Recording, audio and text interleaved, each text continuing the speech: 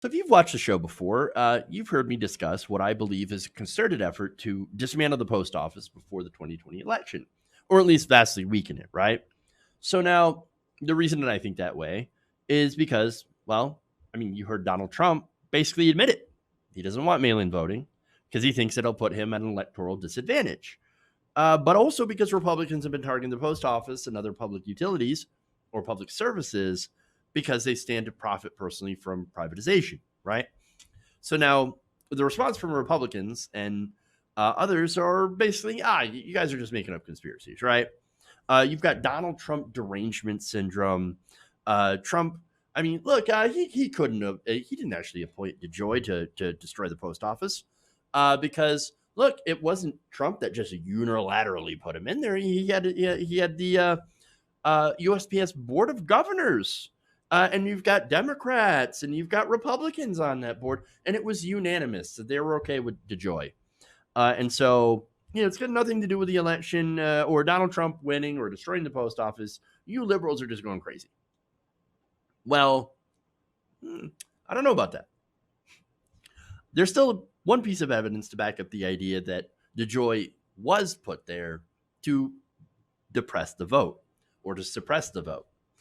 So now, what piece of evidence is that? Well, it's a new corporate filing, right? That was released on Monday that revealed that the chairman of the U.S. Postal Service Board of Governors happens to be also listed as a director of the Senate Majority Leader Mitch McConnell's super PAC, the Senate Leadership Fund. Robert Duncan previously served as general counsel and then chair of the Republican National Committee, the RNC.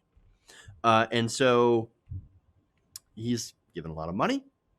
He served in very powerful Republican positions. And now the chairman of the U.S. Postal Service Board of Governors. So, no, he was put there. And now let me give you more information, right? So, as I said before, he previously served as general counsel and then chair of the Republican National Committee from 2002 to 2009, when the committee and its state counterparts supervised an unprecedented escalation of voter disenfranchisement efforts in swing states. One of the tactics was manipulating mail-in voting. Interesting. Duncan was also listed earlier this year as director of American Crossroads, a super PAC that is backing Donald Trump in the 2020 election, according to CNBC. So now Duncan from Republican McConnell's home state of Kentucky was also handpicked for his role by Donald Trump or the Trump campaign as Postmaster General.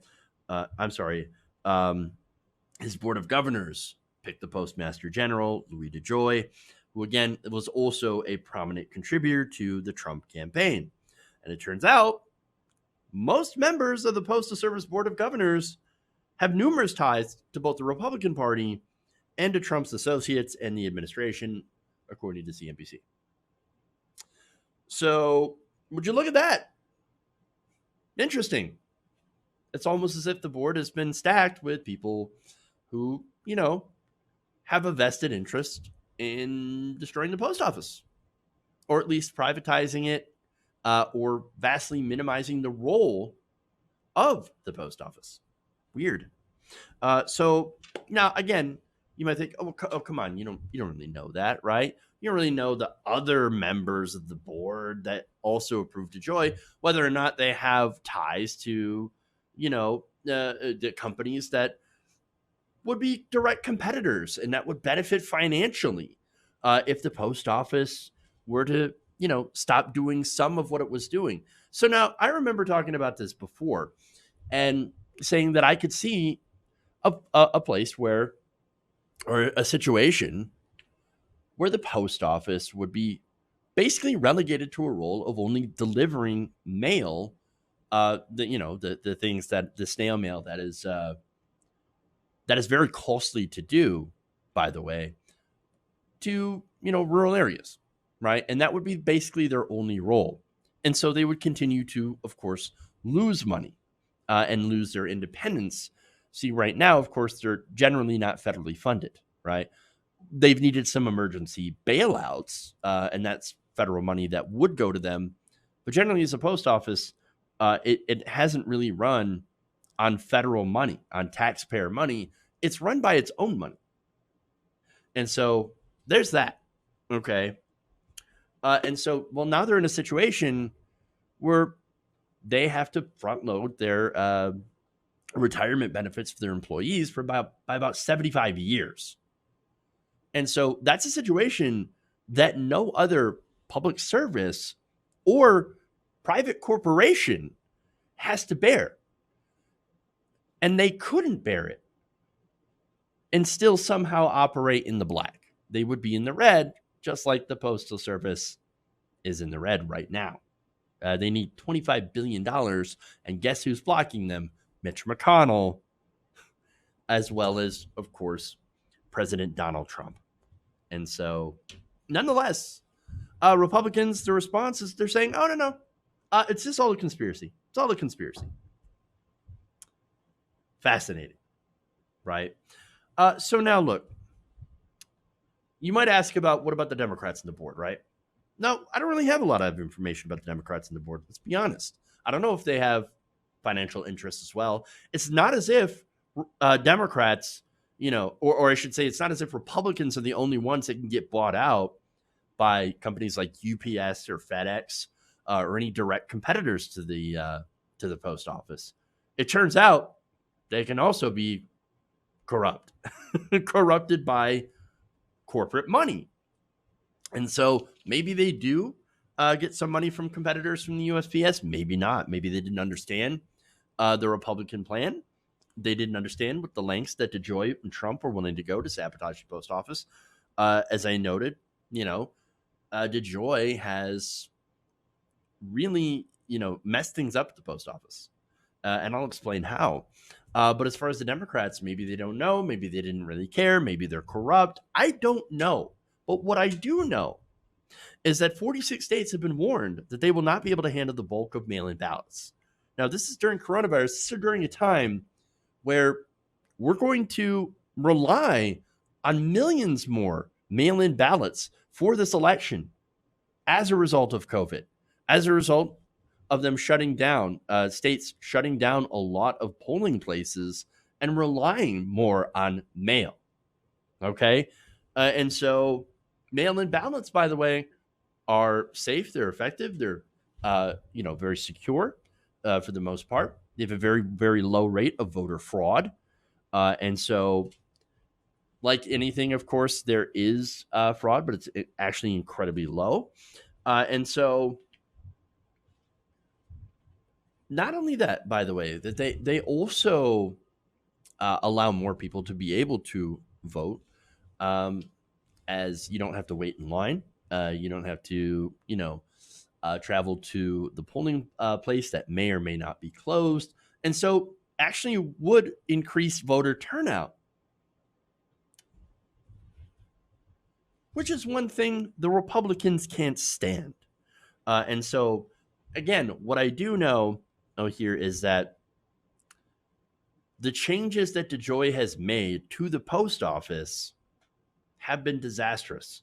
46 states have been warned that they would not be able to handle the bulk of mail-in ballots. A number of states, 21 of them, are suing the post office over these delays. We also know machines have been disabled. These are sorting machines, possibly even destroyed. Overtime has been ended, causing a backup in deliveries when it comes to mail and sorting mail, which of course leads to even more backups. And that coincidentally, all of that seems to help Donald Trump in an election that will, of course, feature a huge surplus increase in mail-in ballots. I mean, sure, it may be a coincidence, but it'd be a hell of a coincidence that all of this seems to happen to help the Republicans. And again, I can go by Donald Trump's words when he admitted that he wants to stop mail-in voting. You can also look at the history of the Republican Party when it comes to voter suppression overall. You guys remember, godfather of the modern conservative movement, he talked about, and it's Paul Weyrich, talked about how he does not want people to vote. He wants less people to vote because the more people vote, the less Republicans tend to win. And so I'm not surprised that they're continuing that fine tradition of trying to suppress the vote, along with, of course, gerrymandering districts, doing voter purges, and all that. And now during COVID, trying to stop mail-in voting. And so, as I said before, they've been going after the post office for decades. It doesn't take a stable genius to figure out what the hell is going on here. Whether it was a long time in the running, or Donald Trump just, giving orders, or just openly signaling his intentions, as he often does by blurting things out, and Republicans say, hey, you know what, that's a good idea. Let's do this, right? It doesn't really matter. What matters is that it's being done. And the post office and those served by it, as well as our democracy as a result, are in some real trouble. Okay.